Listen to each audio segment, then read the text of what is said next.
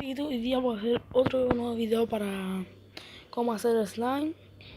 Y los ingredientes son cola fría, algo para batir, una cuchara, cualquier cuestión para que baten, un lápiz, no sé, y Ariel. Empecemos.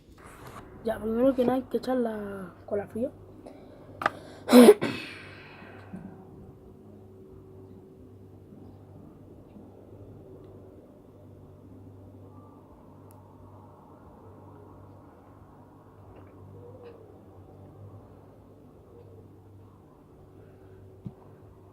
Ya, después hay que echarle un poco de colorante.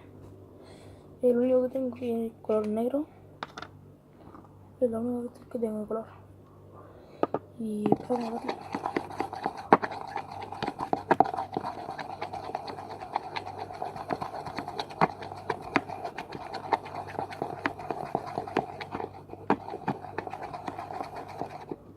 Falta un poquito más, para que no está todo negro.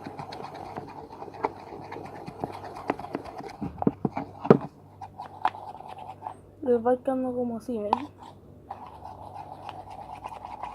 Y ahí tienen que dar un poco de Ariel.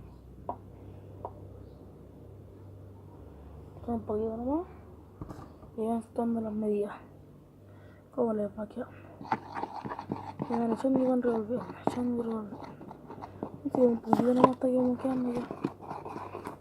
Y así va. Ven cómo está quedando. Ahora hacer lo que quede aquí. Y ahí nomás. Ahí lo guardo esta cuestión. Y ahí voy revolviendo. Y ven cómo les va quedando. Miren, va quedando toda la cuestión aquí. Ahí todo lo agarran. Está quedando el slime como moco de gorila. Y ven cómo les queda.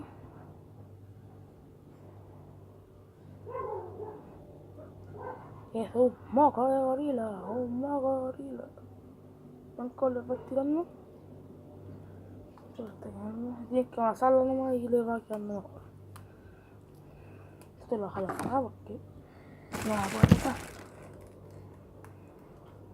Esto lo dejo acá.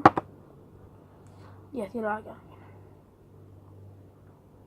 ¿Ven? Bueno. Déjenme limpiarme las manos. Y ese fue el video de hoy día. Mi nombre es Juan Pablo. Y suscríbanse.